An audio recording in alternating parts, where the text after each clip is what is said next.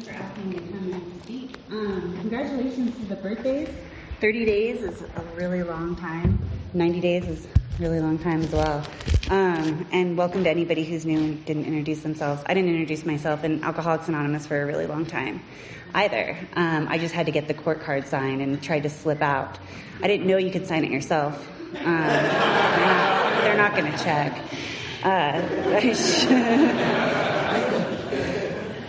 I came into Alcoholics Anonymous by way of the court system. I guess a little bit, actually first, my sobriety date this time is March 19th of 2016.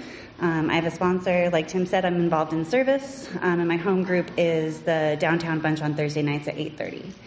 I came into Alcoholics Anonymous by the way of the court system because I had other afflictions. My story does have a little bit of drugs. I'll keep it light in the spirit of the tradition, but it does involve in my story. So I guess what it was like for me was I never remember wanting one of anything.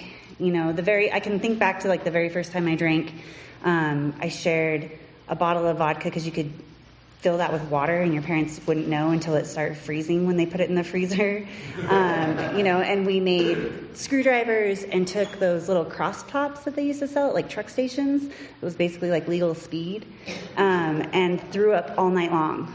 And then I woke up ready for more, I never remember wanting one of anything. From there on out, it was like finding, whatever it was to take me out of myself. And I thought, to have a good time, because I was never comfortable in my skin like a lot of people in Alcoholics Anonymous. But my solution to that was to do whatever it took to get me outside of myself. So that was drugs and alcohol. I remember, being young and like kind of looking forward to having cramps because I had a friend whose mom would give me Lortabs every time, and I would always hit her up at a really young age, like 13, 14. So I was always seeking where I could get new highs and new ways to get messed up.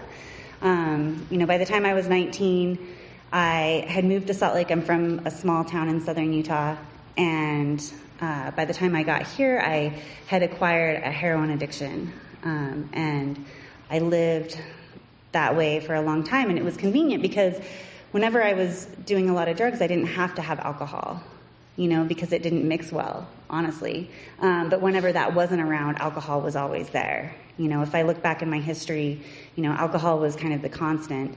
Sometimes I could take it or leave it, depending on how much like other stuff we had going on, but it was always kind of a baseline. That was pretty sober to me, right? Like, oh, I got I haven't been doing any drugs, but I was like drinking whiskey every night, So that's kind of how I got introduced to Alcoholics Anonymous. Was the cops found me with possession and made me start going to these meetings. Until then, my only experience with someone who had been kind of an alcoholic addict was my sister, and she would just write us these letters from jail, about how she found Jesus and how, she was so sorry and all of that stuff. So I remember going to my first meeting and standing up and saying, I'm not going to find Jesus, and I'm not writing letters to my family. I just signed my card, and that was it. I didn't want anything to do with any anonymous. I just wanted to get in there and out of there. And now thinking back, like I was the girl who would show up to meetings high, thinking none of you know, like it's like you can't bullshit a bullshitter. You show up high to an Alcoholics Anonymous meeting or drunk to an Alcoholics Anonymous meeting, and they're probably going to know. It's probably not. You're not being as smooth as you think you are. So I did that for a really long time, and got my court card signed and played the game. I think shortly after that, I started going to rehabs. My first rehab was really schwanky and nice, and they medically detoxed me, and like the family was so proud. I remember my mom checking me in and saying, "Can I get a refund if she's not better?" And she was serious. Like they didn't get it, And I went to that rehab. They brought meetings in, and I remember just thinking, these people are full of it. Like what the hell is this? I'm going to prove them wrong. I remember setting out to prove them wrong. And there's a couple of things that stand out in my mind when I think back to that time. I had a warrant for my arrest, and I was going to this rehab, and they were talking to me about God and telling me that, if you ask, like there's a God, and I was just like, whatever, this is all bullshit. And so they said, like, prove us wrong. And I remember walking home from my treatment center in the snow and like with my hood up and just trudging the miserable road to home. And I like looked up at the sky and I was like, all right, if there's a God, get me out of this now.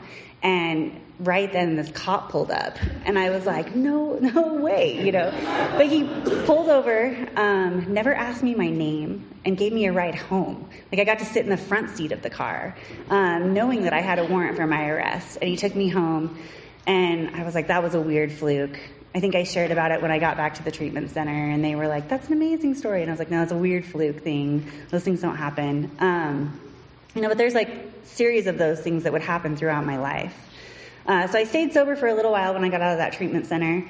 Part of my desire was to get out so that my tolerance would be lower and it wouldn't cost so much money to use. I was like, oh, this is my chance to not be such an expensive addict. And I didn't stay in Alcoholics Anonymous when I got out. I didn't get a sponsor. I didn't meet anyone. And I think I managed to stay sober for like 2 weeks, and then I went back out. And then it was kind of this series of treatment centers who progressively got worse and worse. Like people were less and less likely to support me, My parents weren't as like happy and thinking that I was going to do well, until the last treatment center, I think was VOA, Detox and their treatment center, I graduated every single one of those treatment centers. Like treatment centers have a really great, I think, period away from drugs and alcohol. They're a really great place to detox for me. But they didn't keep me sober when I got out back into the real world. And so the only thing that I've found that's kept me sober is involvement in Alcoholics Anonymous. Doing the steps, getting a sponsor, doing all the things you don't want to do, never saying no, like somebody else talked about, being there, showing up. So let's see, I went through like 3 treatment centers, and then I finally was like, all right, this is enough. I'm going to do this. I'm really going to get serious about Alcoholics Anonymous. And I got involved. I was 23 the first time I got sober and stayed sober for a while. I got involved in like Young UC-PAW and Wacky Paw and started doing all the like group service, going out to coffee, doing all the stuff that they, encourage you to do. And I stayed sober for a long time. I stayed sober for about 5 years, which is a long time for me. And after about 5 years, I went through a breakup. And like a good codependent in Alcoholics Anonymous, like I went to all my meetings with my partner. And so I was very like involved in this relationship that it was connected to AA. So I stopped going to AA. That was my solution. We broke up. I stopped going to AA. And I remember my sponsor telling me, you're going to be drunk in 2 months. And I was drunk in 1. At the time, I thought it was a conscious decision. I was like, no, I even tried to convince her. I had this conversation with her where I was like, I just lived a really extreme life one way, and then I really lived an extreme sober life. Like, it's a pendulum. I'm going to find that middle ground, It's fine. I swung that way, now I'm swinging that way. It's going to be okay. And she would repeat to me, it's the great obsession of every alcoholic to figure out how they can drink like a normal person. And I was like, what? No, I can drink. It's okay, I'm super grateful to her because no matter what, even when I was out there drinking, she stayed in contact with me. A lot of people from Alcoholics Anonymous stayed in contact with me, and that probably saved my life coming back. So I stayed out for quite a while, proving that I could drink like a normal person. The first year was a fluke because I had spent so much of my time, being sober. I needed to catch up. So that's why I was drinking so heavy the first time, the first year. I gave myself a year. I was like, like a year seems like a good time to drink a lot, to catch up. I met someone else who had been sober for 5 years or so and went back out, and we used to get drunk and talk about AA. And how we were going to apply these principles in all our affairs, even though we were drunk. And then he'd piss in somebody's plant, and I would pass out, and we were like a hit at parties. So I did that the first year, and then there were some fun times. There were some fun times out there. I was thinking about it today, though, as my drinking progressed, and in A Vision for You, it talks about, most people drink for camaraderie and that, feeling of joy, and I would get that for about one breath, that one breath where you'd have your hand on the glass and be like, and then it was like, blackout, let's black out, so it lasted like a millisecond, but yet that's all that my brain can remember sometimes, is like how great it was for that millisecond, I continued to drink for a really long time. I did not want to come back to Alcoholics Anonymous. I didn't want to be one of those people who stood up here and said, I stopped going to meetings, I stopped calling my sponsor, I stopped all the things that are absolutely true. I wanted to be an exception to the rule. Did not want to come back in and admit it, so I put it off for a really long time. And every once in a while, I'd reach out to old friends or sponsors and just say, trying to manage how I could drink and enjoy my drinking and live an okay life. But I just couldn't do the two together. So, my drinking progressed. I got jobs in bars. I set my life up so that it centered around drinking. I lived in a tourist industry where I could go on river trips that you drink in the morning. And that's the normal, even for a lot of people, but for me, I was waking up panic stricken. Like I felt like I'd always come to, and then I'd have to ask the sneaky questions of to try to find out what happened last night, like who I pissed off, like last night was fun, right? Those kind of calls the next morning. And, it was, it got uglier and uglier. And then I consistently started blacking out. And I drank to black out probably for 3 years. I would just black out every single time I drank. And then I stopped being able to trust the blackouts. And I started acting out when I would black out. And all that rage inside and all that victimization and all that anger against myself and the world started coming out during these blackouts. And I started slashing tires. So I would wake up and I lived in a small town. It wasn't really a secret, and so I would wake up and I'd have all this remorse and I'd buy the person a new tire, and then I would not drink for a couple weeks and I'm like, okay, I think I'm good, and then I would go on another bender and end up waking up and being like, oh my God, I did it again, and finally I had been talking to my sponsor for a while and praying for the willingness.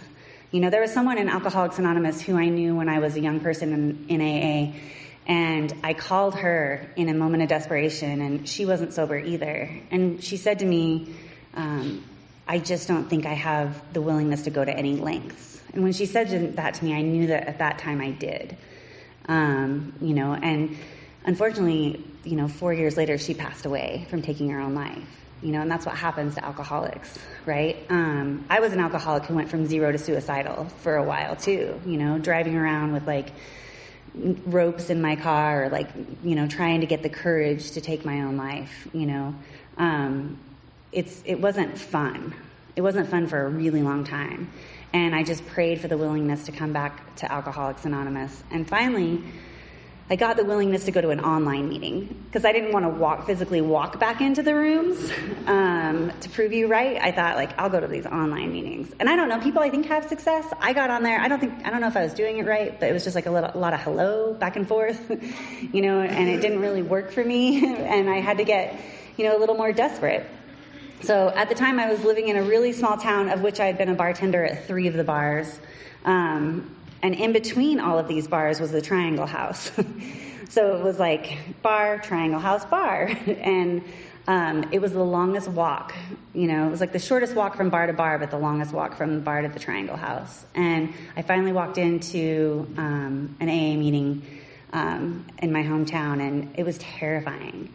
There were people who I had harmed right there, in your face. It's this town only had one meeting hall and one meeting a day. So if you didn't like somebody or you had an issue with somebody, too bad. There's 5 of you in this room, and this is your saving grace. And my sponsor said to me at the time, if she was at the bar, would you go? And I was like, well, yeah. I mean, that's a no-brainer. She's like, then go to the meeting, And so I went to Alcoholics Anonymous in my hometown, and I got involved. I went to women's meetings. I hated women's meetings. I still am not a super huge fan, but I hated them at first. And I started doing things, anything that made me feel uncomfortable right away, I knew I had to do. It's that little twinge of like, oh, I don't want to do that. I knew that I had to do it. I had to go against my very nature to save myself. So I started doing all those things. I got a sponsor. I started working the steps again. The steps, getting involved in working the steps is what saves my life. Because not drinking. I tried to do that for a couple weeks at a time, and I'd lock myself in a room and order pizza to be delivered and just not go outside. And I could stay sober that way as long as I hid away from the world, but I didn't get sober to not live. I was doing plenty of that when I was drinking and using. So I started getting willing to go to any lengths. And going to meetings, for me, in the beginning, going to meetings with people that I didn't necessarily want to see was a big deal. I was trying to use that as an excuse to stay away from Alcoholics Anonymous. I tried to use anything. My brain will use anything as an excuse to stay away from Alcoholics Anonymous. You got this. You've been at it for a while. It was just a fluke. There's a myriad of reasons. So I don't think the only thing I've done right is stay sober. When I first got sober, I was a bartender for the first 6 months of my sobriety. I don't recommend that to anybody.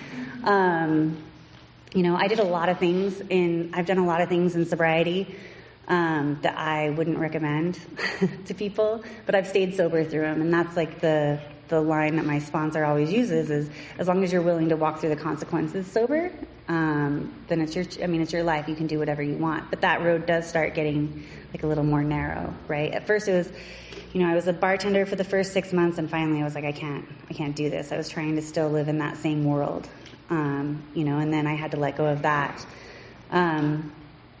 Working the steps, let's see. So I listened to a lot of speaker tapes in Moab, is where I'm from, because there was only one meeting a day, and sometimes I just didn't want to see those people. And so I'd listen to a lot of speaker tapes, and there's a woman who I listened to who would talk about, step one is you're doomed. You've already worked step one when you're out there. I could not convince my sponsor or anyone else that I could control and enjoy my drinking. I obsessed on how I could make it work. The right cocktail, maybe less shots, maybe more beer. Chapter 3 nails me. I took a trip. I didn't take a trip. I did all of the things that More About Alcoholism talks about. That's why I hated that chapter when I first got into Alcoholics Anonymous.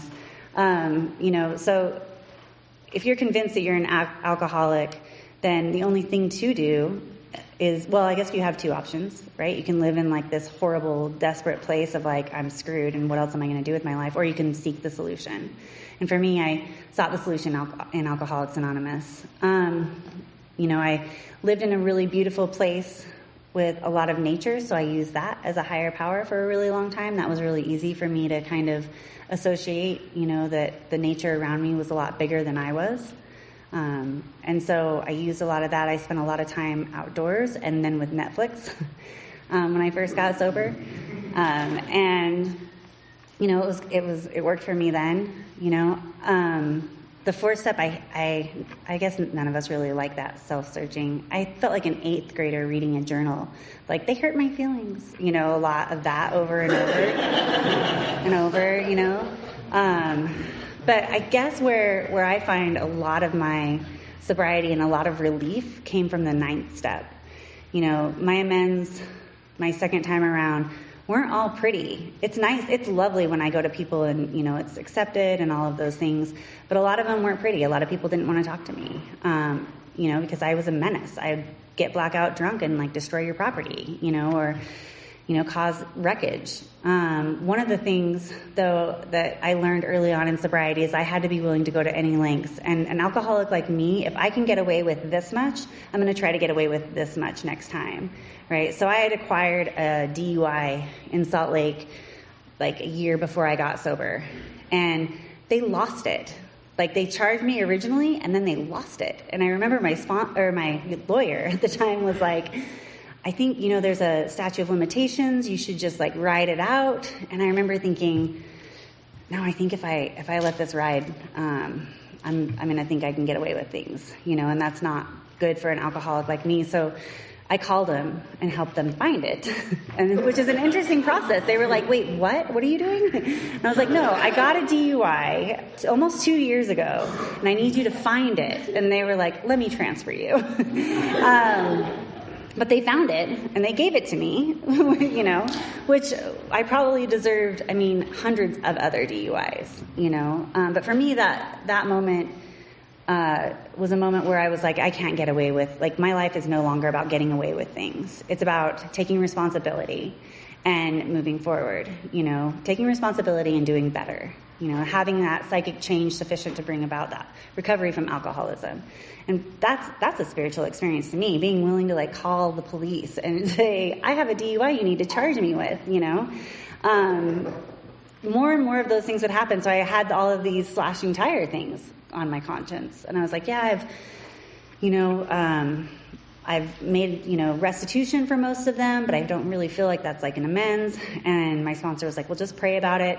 And the next day, the police called me.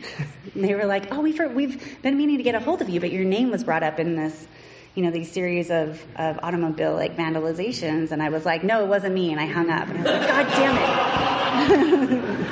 And I called my sponsor, and they were like, yeah, you got to call him back. And so then I called him back, and it was like, okay, it was me. And he's like, what, really? And I was like, yeah, it was me.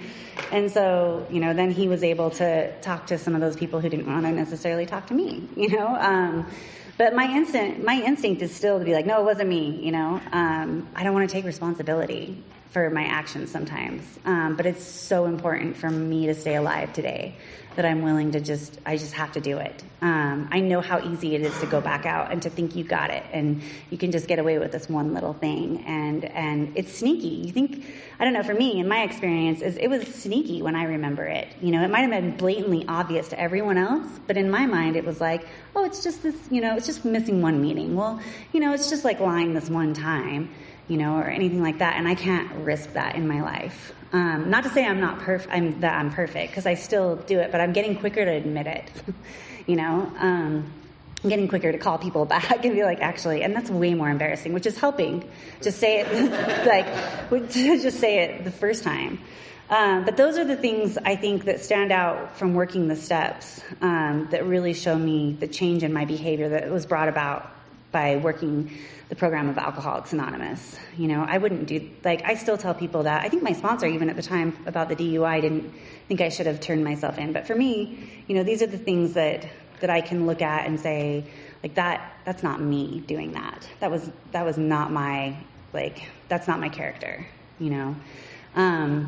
That's really where I started to really feel the benefits of Alcoholics Anonymous, and because of that, I feel like I've, been able to experience some freedom. I can talk about it in Alcoholics Anonymous meetings. If I had never told anybody, all these secrets that I kept inside that I swore I wasn't ever going to tell anybody. I remember, I've had a series of sponsors, and I remember getting this sponsor one time, because I was so scared to tell this one thing. And I got this sponsor who had lived in LA and was addicted to crack and was a prostitute. And I was like, oh, I can tell her, all my things, because I was judging what, And I remember she even told me, a little white girl from Moab, Utah, you think you're gonna shock me, because it's we hold on to these secrets and they're so big inside.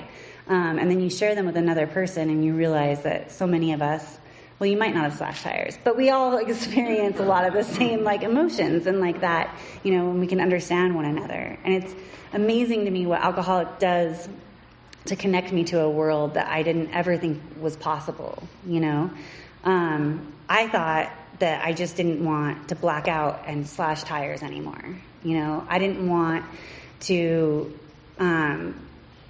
shoot heroin and go to jail anymore. But now I'm taking responsibility for things. I have a sister who I don't necessarily talk to for years, and now her name her phone number is saved under her real name in my phone, not another name I want to call her, wanted to call her, things like that. Those are spiritual experiences for a person like me.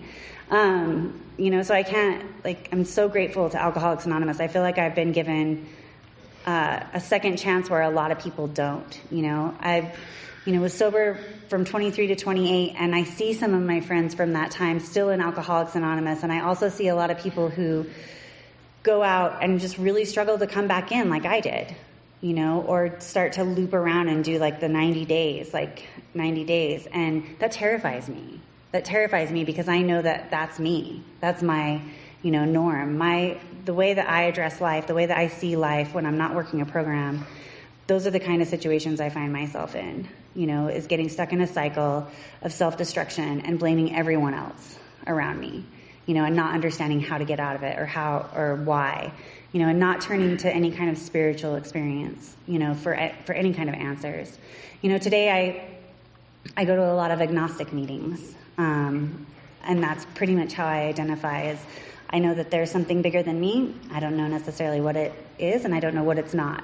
But that's enough for me, I love AA because we can have all these different beliefs. We can have like minute different experiences, but we can all stay sober together, And I never thought I would be one to stand up here and say that shit. I was the girl who stood up in meetings who would say, I remember some of my earlier meetings too. I was pretty vocal, and I would say, I don't want to be your friend. I just want to get sober. Don't talk to me after the meeting, and people would come up and talk to me after the meeting and be like, here's my number. And I'm like, what is wrong with you? I don't want to be your friend, and I didn't go to young people's meetings or meetings where I would know anyone for almost a year because I didn't want to make connections in Alcoholics Anonymous. I just wanted to stay sober, and I didn't believe that I could live a life and have connections, it wasn't my norm, and today, I get involved in service. I get involved in other meetings. I've been able to walk through some things that I didn't think I would be able to stay sober through. I moved to Salt Lake about 2 years sober, and did 90 and 90 meetings again because it's like being new. And I started making a group of friends in Alcoholics Anonymous. I went through a breakup, and this time I got involved in service. In area service, because it terrifies me, the thought of going back out.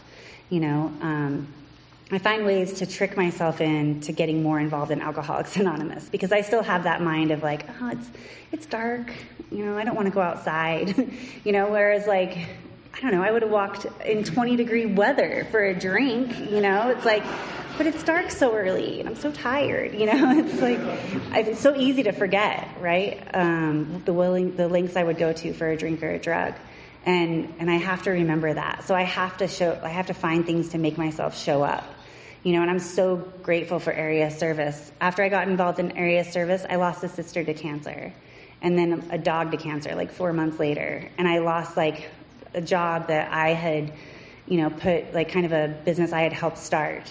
And all these things happened to me. And I, this alcoholic the thought of a drink didn't occur to me.